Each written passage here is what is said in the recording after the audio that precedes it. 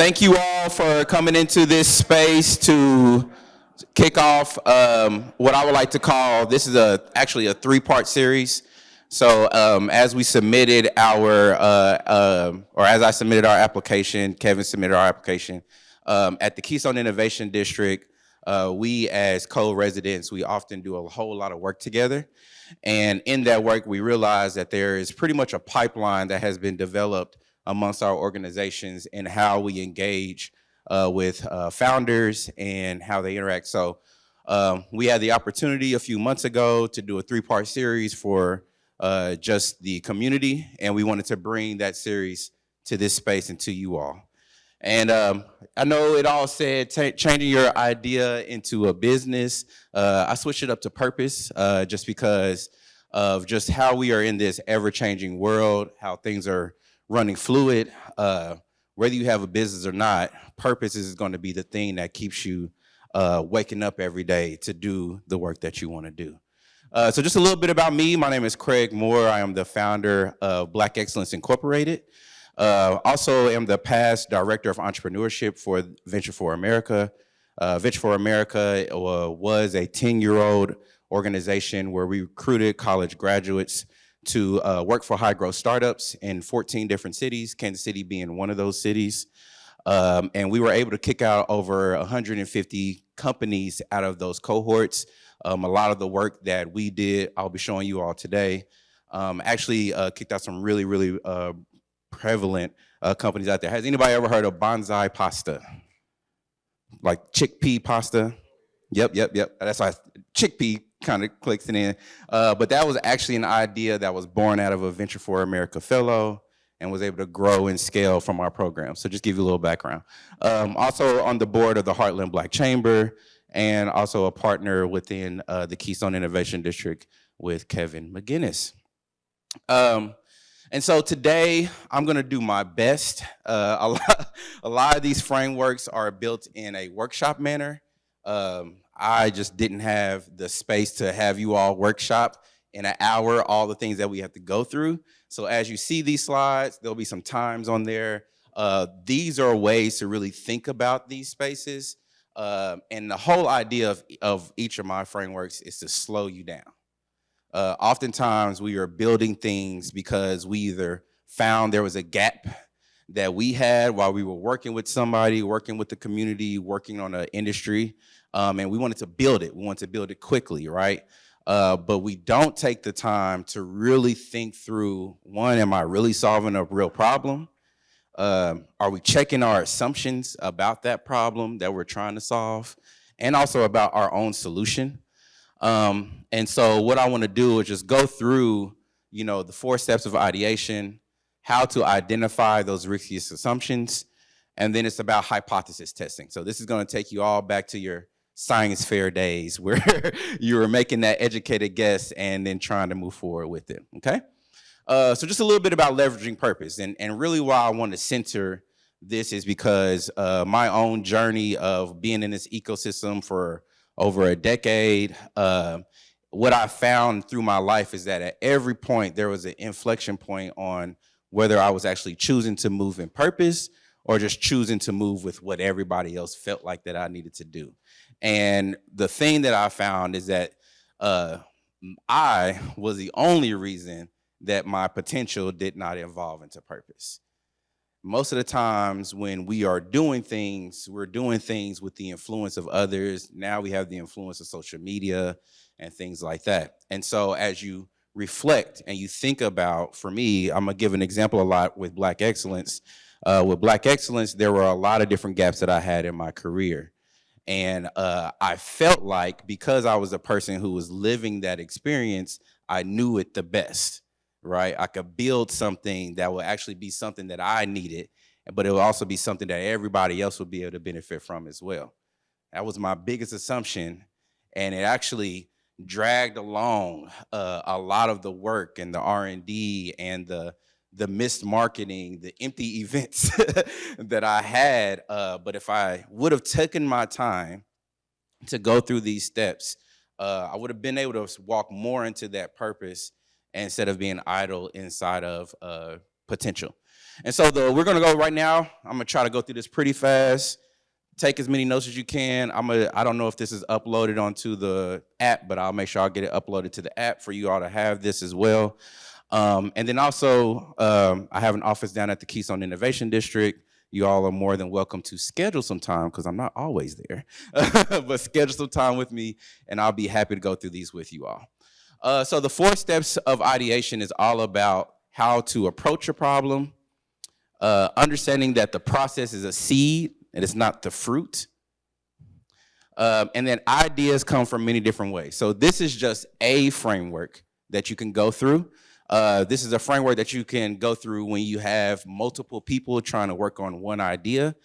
This allows you all to kind of get all of those ideas out, come into to one theme, and then build from there. So I decided to pick something that might be a little controversial, might get everybody a little excited, keep y'all attention. But what we're gonna follow today in trying to understand a real theme is one thing that really hit us all probably a few months ago, which was downtown baseball, right? And one of the problems that came out of downtown baseball was crossroads parking. And in this step itself, right, the idea in this step is to just throw spaghetti at the wall. When you all think about downtown baseball and it comes to parking, what are some problems that come up for you all? Nowhere to park? Go ahead. Stuck in a parking garage, can't get out? Go ahead. Worry about getting robbed? Safety? Anybody else? Walk too far? Removing 40 businesses? So all of those are many different thoughts, many different steps in what it is. Now, do you all think that you all can join all of those into one problem? You can't, right? And so you have to take the time to truly identify what are the many problems out there, and then what are the common themes of those ideas, right? It sounded like safety was one, walkability is another one, parking, I mean, does the city even want to have driving downtown? Is another issue. Those are questions that you need to ask yourself as you're going through this ideation problem, right? And then as you start grouping them into themes, you can kind of see, all right, this is the industries that I'm gonna be impacted by, these things. And you can kind of start assessing basically and start asking yourselves these 3 questions. Is this a universal problem or a niche problem, right? Because what that helps you understand is audience. That helps you understand scalability, right? Is this a big pain point or a small pain point? Is safety something that impacts everybody?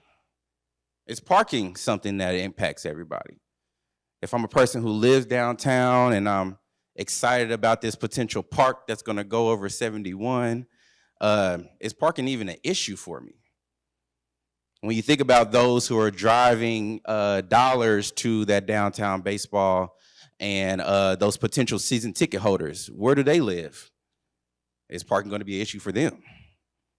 So those are things that you gotta continue to ask yourself. And then, do you even understand this pain? Like, have you experienced it yourself? Have you driven? I've driven downtown. I've driven down, if you've driven down Main, you have experienced this pain, right? And these are questions that you need to consistently ask yourself to just temperature check, right? Identify, if I don't know this, then who do I need to go find that insurer that has this problem, right? So actually, after you have thrown spaghetti at the wall, you got your theme together, and then now you're asking yourselves about this idea, the next question that you want to ask is not what is the solution, but what does the solve state look like, right? When we think about Henry Ford and the creation of the automobile, the point was to go from point A to point B. And the imagined solve state is that I want to get to where I want to go faster. So what does that problem look like? Does that mean more horses? Does that mean teleportation? right? And to really get yourself in that mindset, I like to go to the concept of world building, right? And the world building, I feel like, is the most, or I guess like the example that I like to give the most is Minority Report and how they actually created that movie, right? Minority Report was a true movie that was set in the future. And if you look at Minority Report today, you'll see a whole lot of things that look pretty familiar in your day-to-day life. But the work that they had to do to be able to create this world is they had to do real research. They had to go and visit universities. They had to go figure out what the tech bros were doing and what's new. They had to go and talk to the communities of what these things would be. So when we think about a solved state of parking downtown, what does that look like? Does that even include cars? Does that mean ride share is going to kick up a whole lot faster? If this is 10 to 20 years from now, could that be teleportation? You know? And if you can imagine what that solved state is going to look like, then identifying the possible solutions become limitless, right? If I want to go as far as advanced technology to create a teleportation pad from the Keystone Innovation District to downtown baseball, what does that take? What type of technology do I need to have? What type of industry understanding do I need to have? Dreams are the solved state of your ideas, and only stay dreams until you do the work. And that's all it takes, is with this idea, I need to start doing the work. For me, for Black Excellence, we wanted to create a centralized opportunity for Black professionals to be able to engage with the many resources in Kansas City. What does that even mean? Now, I knew what my assumption was, but again, you have to continue to be curious, continue to ask yourself questions in these spaces so that you can ensure that you are identifying all the possible solutions. So then once you have all of your solutions down, right, this could be an app, this could be a better ride share fare, this could be extending the streetcar, this could be teleportation, this could be a lot of great things, right? The things that you want to, there we go. The things that you want to understand is, do I even have what it takes to do this? What are the costs?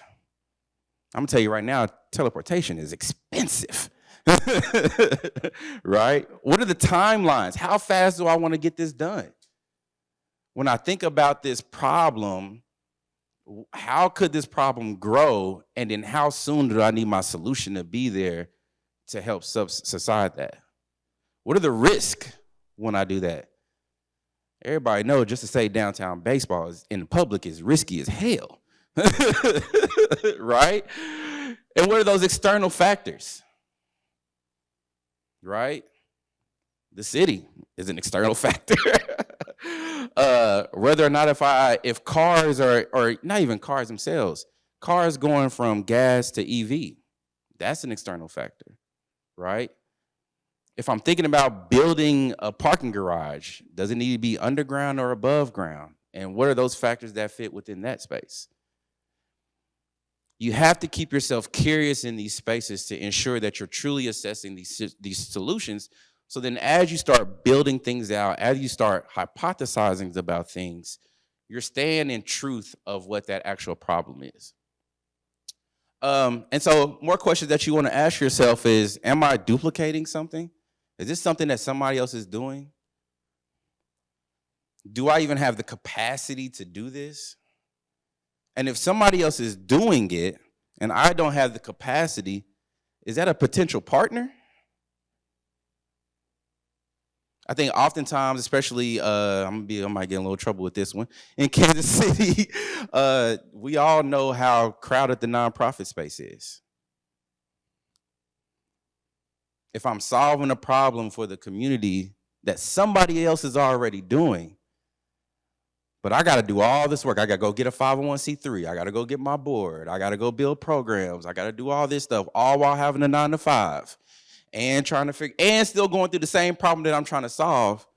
Like, Are you being honest with yourself about the capacity that you have to actually build that solution? And then how can you leverage your skills to either join someone else or put yourself in a situation of a learner to learn more to be able to grow that capacity so that you can really have what you need when the time comes. And then also, are the resources available? I might get in trouble with this one too. Kansas City is very industry agnostic. Let me say that, right? Which allows our resources to be kind of thin in some areas. And if you are truly out there speaking to those industry leaders, keeping your ear to the ground, and as you're building something that you feel like you and your community needs, are the resources available for you to really grow and scale in the space that you're in? Sometimes it's not always great to be disruptor. Sometimes it is great to be the disruptor. But you have to ask yourself the question, how much do I want to disrupt? And then also, do I have the capacity to be the disruptor?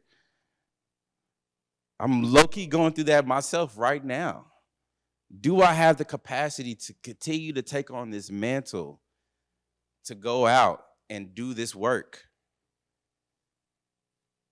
You got to be true to yourself. You got to be honest with yourself in those spaces. Because if not, when you lean into purpose is going to be like, what are we doing? Why are we here? Right? All right. So, as I said, this is the way that you could do it with your class. So as you see the little 5 minutes, 2 minutes, 3 minutes, you all could take this concept and really drill down into some spaces to really get some good ideas. And inside that engagement, you end up finding co-founders, you end up creating some employees potentially. But it's just interesting to see what happens as you go through that process. Am I going a little bit too fast, Kevin? I am going too fast. All right. So I'm going to try to slow it down. Next thing that we need to do is, so now that you have your idea, you know exactly what it's supposed to be. Now we need to identify our riskiest assumptions. So for me, when I was actually I'm going to go through this. Some of our riskiest assumptions lie into understanding, do your customers actually have the need that you think that they do? Right? When I created Black Excellence, we did it post George Floyd. So there was a high need of connectivity, right? There's a high need of providing resources. There was a high need for these things happening. And what I decided, my assumption was, I need to build an app. Because I feel like it's going to be accessible. It's going to be out there. People can plug in. The companies and the organizations that I work with, they're going to be down to upload their information. But I didn't ask my actual customer that. It actually wasn't until I did this presentation the last time, and I had a room full of young professionals in the room, and I said, how many of y'all actually want another app on your phone? How many hands do y'all feel I raised? 0. Right? So that's my own assumption that I took into R&D. I spent hella money on the app. Took a lot of time trying to sell it, and people were down because of the cause. But when it actually came to application, think about companies. Actually, that was one of my target when I was trying to get with you. It was like, yo, we are, as an HR department, we already have so many apps. Why do I need to add another one, right? Can you actually build the product? I'm gonna go into a little bit of small business. You can have the best dressing at Thanksgiving. Does that mean that you need to open up a restaurant? If you never worked frontline, back of house, server, host, bartender, barback, because everybody says, that's good, does that mean, woo, cha-ching? Right? Will people pay you for it? They coming to dinner for free. Right? And then not only will they pay you enough for you not to lose money? Those are questions that I feel like we don't ask ourselves because we feel like the need is there based off of what we feel like our own personal purpose is, what our own personal experiences have been. And if we are not asking ourselves the hard question, and then in turn, if we're not responding with the truth, you're going to be in a place of burnout. You're going to be a place of mission drift. You're going to be a place of chasing the dollar or even chasing the perception, right? And so you have to take the time to identify your riskiest assumptions. And what we found in some of our research at VFA is that 80% of these tech startups fail because they're just not checking that at the door before they even go talk to a VC or an incubator or any of those other spaces, okay?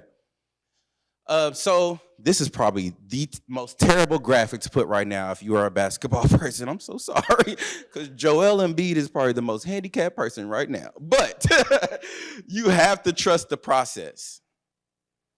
And it takes time to go through each one of these steps, right? Stating your idea.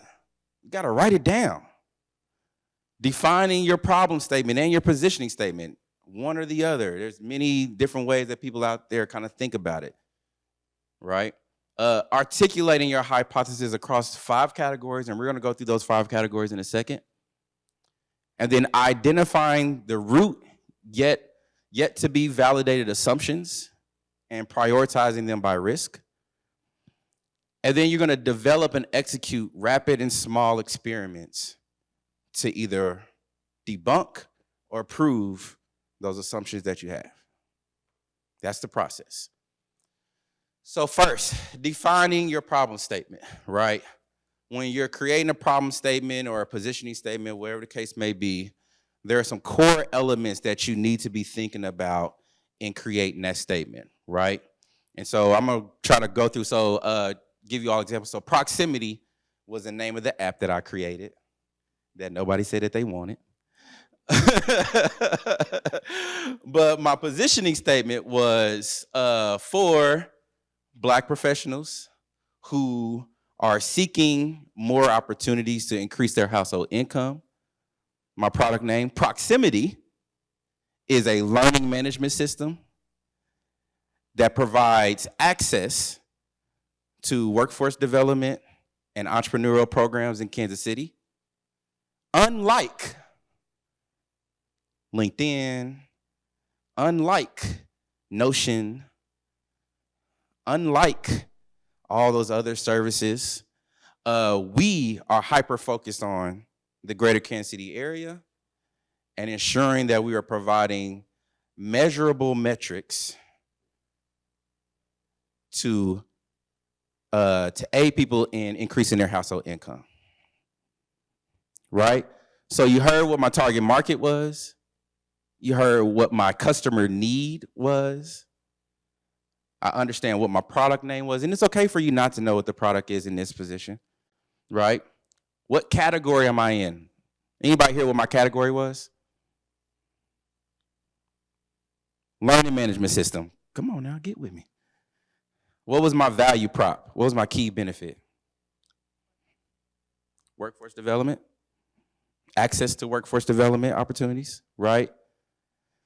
I had some competing alternatives. They weren't really great because they're generalized learning management systems.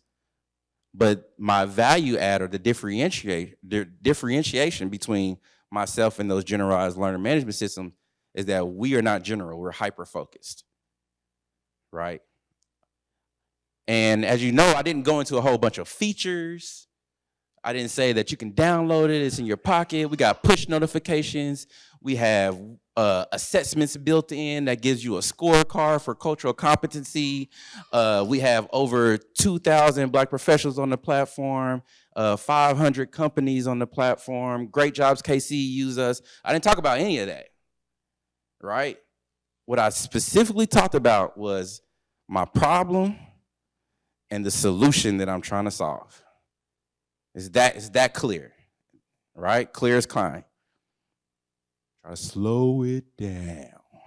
All right. And so after you understand what your positioning statement is, you then want to start hypothesizing across these 5 categories. Your product market fit, which we'll talk about a lot more inside of these next 2 sessions. Product viability. What is my actual business model? I present these same things for nonprofits. I present these same things for community groups, because the only difference between most of them is just how you file your taxes. But you should still be thinking about your product, your services, all in the same framework. Okay? What's the customer experience going to be? I should have been on that for me, right? Because for me, it was an app, but didn't nobody want the app, right? And then the go-to-market strategy. And so when you're thinking about your product market fit, the questions, again, this is all about staying curious. The questions that you ask yourself about your hypothesis, right? So my product market fit, my hypothesis for my product market fit for proximity is because there was a struggle to track diversity, equity, inclusion efforts within corporations. We wanted to provide a solution that tracked the engagement that people have when they interact with these programs, when they interact with these opportunities, to provide the right data out there, right? And as we talk about that, or as I say that statement, when I ask myself the question, does the target market have a need that your value prop solves? What I just said had nothing to do with the individual, but had everything to do with the corporation or the group, right? And so if I would have asked myself that question right then and there, I would have known that me targeting individuals to download this app was not the route that I should have went. Okay? And is the value prop different than what is currently available? Yeah, because there's nothing else out there like that. That's what everybody says, right? But did I really do the research to find out that most HR departments are actually building their own internal metrics? They're actually building their own apps. Those are questions that I should have asked myself in those spaces as I've grown. I know y'all thinking like, dang, Craig failed at that app. I did not. It is still successful. But in that, there's a lot of, in this transparency, I want to show you all that. I mean, it's ugly. Taking your idea into a business is not beautiful. It's not the pitch competitions. It's sitting alone, sitting with your partners, asking yourselves these tough questions.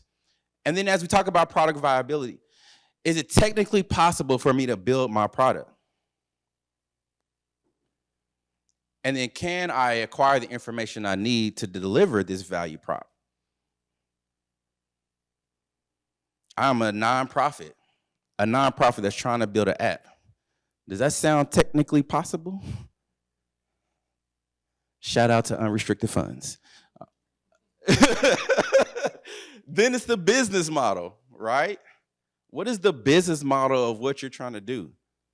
And will my target market actually pay for my product? So in the beginning, we were focused on young professionals who are early in their career. They're trying to navigate these spaces.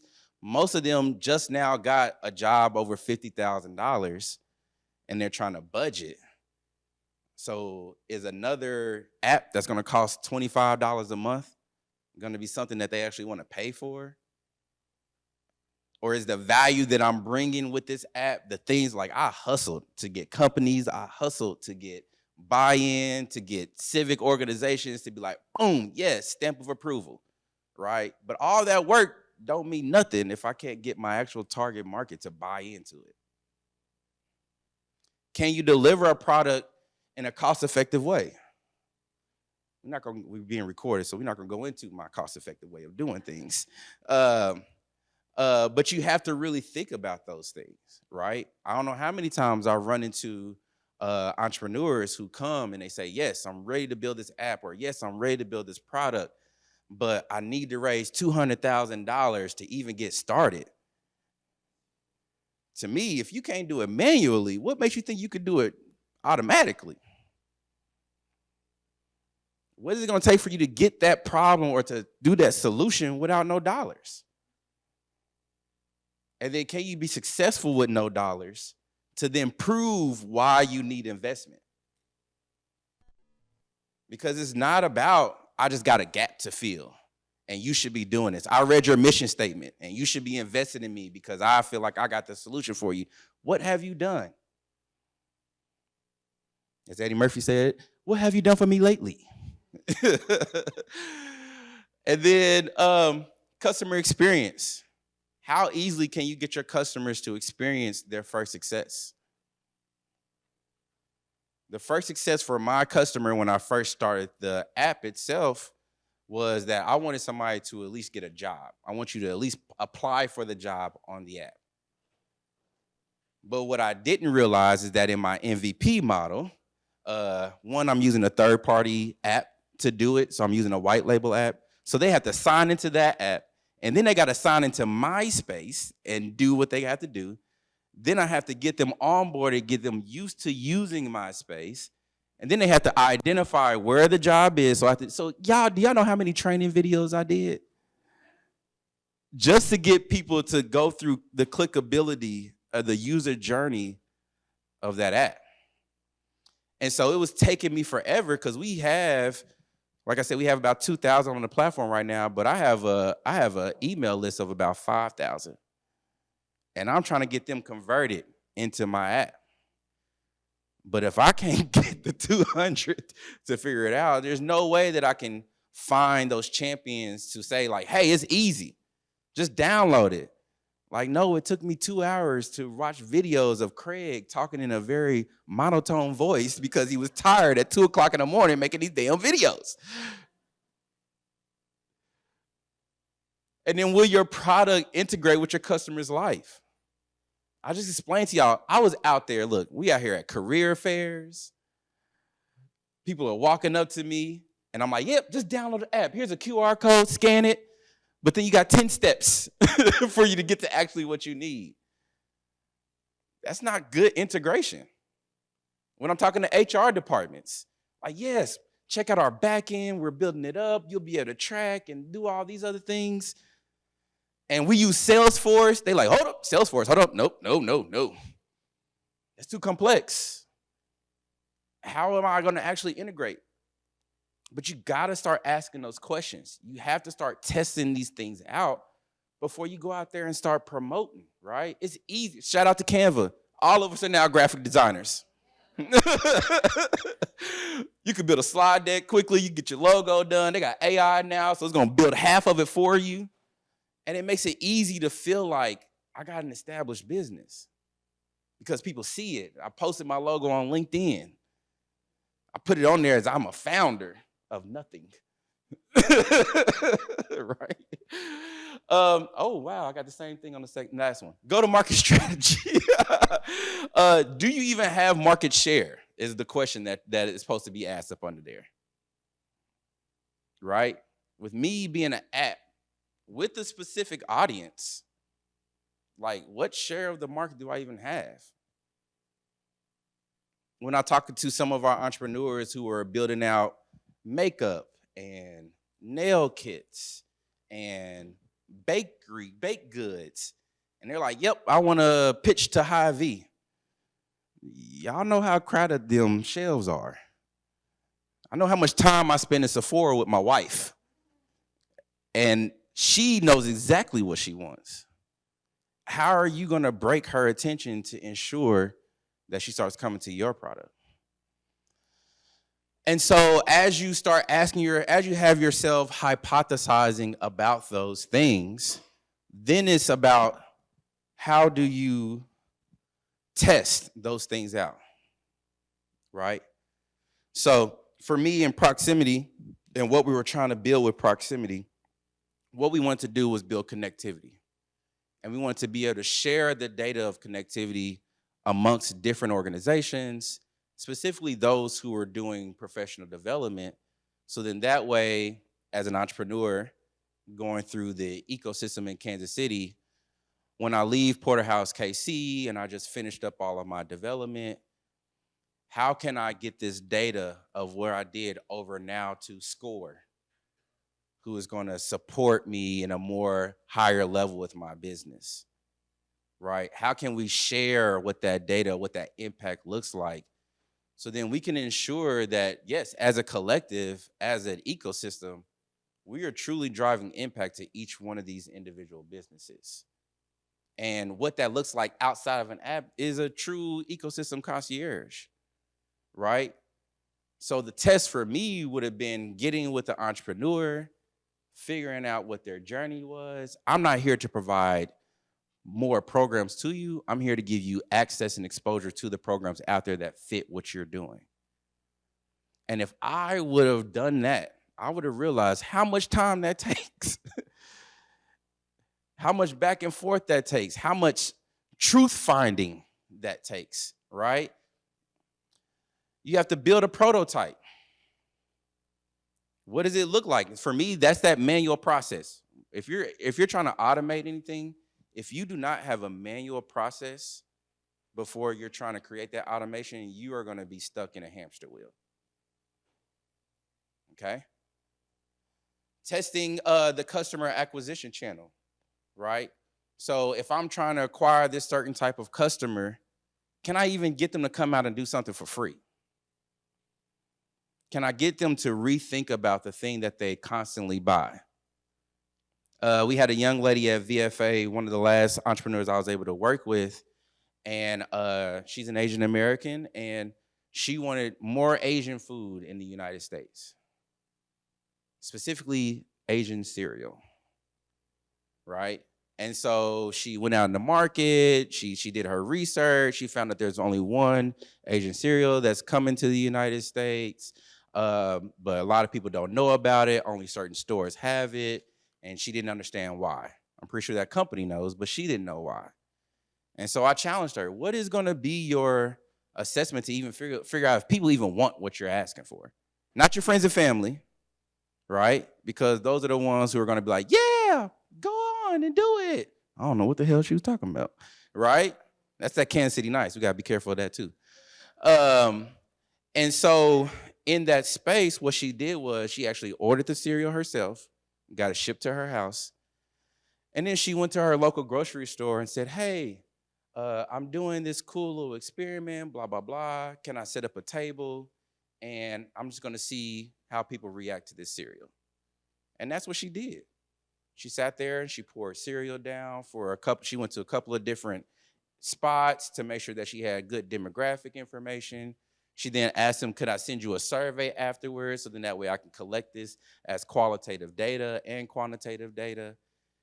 And then what she found out was that everybody feels like that Asian cereal is pretty trash. But then she realized that she did have a niche. There was an audience, because even though I said it's not your friends and family, the feedback that she got from her friends and family was, this feels like home.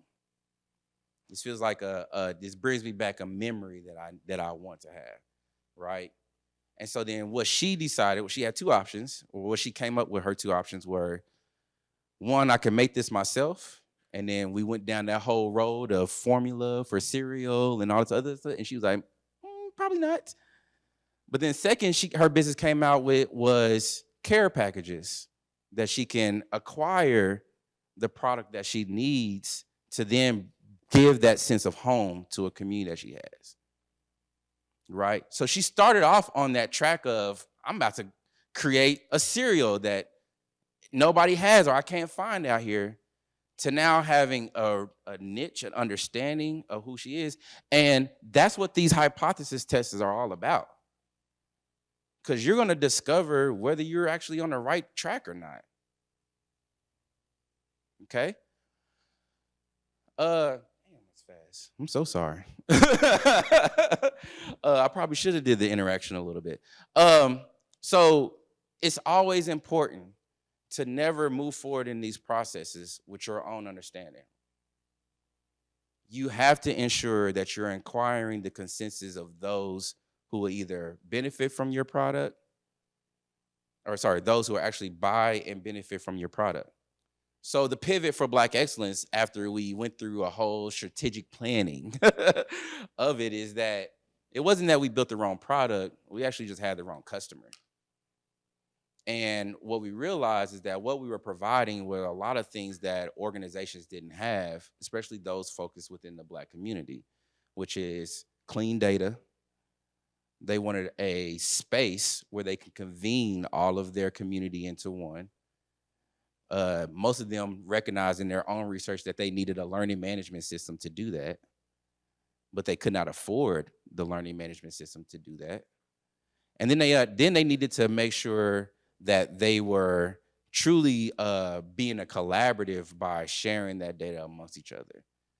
And in that whole process of us trying to refine who we were, refining who our company or who our app is going towards, even those who downloaded, they gave us good feedback on what it was and what it isn't. Great Jobs KC gave us some good feedback. We were then just able to shift it to, all right, we're going to support nonprofits and organizations who have a community that needs to learn and develop. And ever since then, we've been able to onboard so many different people onto our platform, who were serving the original community that we wanted to impact in the first place. And it's all because we decided to take time to ask yourselves the hard questions. And for my board to continue, shout out to DP over there, to continue to ask me, why are we doing this? Who are we doing this for? And most of the time, my responses was based off of my own assumptions or my own experience. But then as they started asking those questions, I went out and got data. I went out and found things, and then we were able to shape things to the way they were.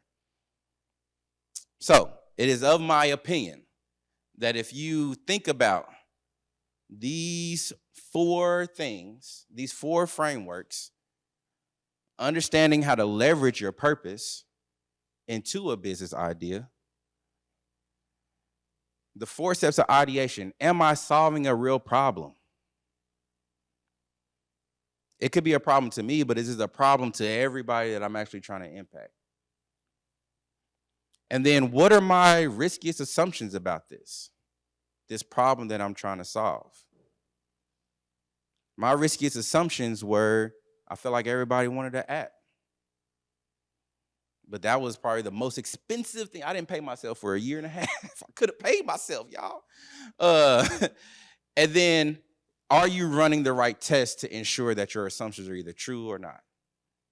And that could be done via, surveys. That could be done via experiments. That could be done via MVPs.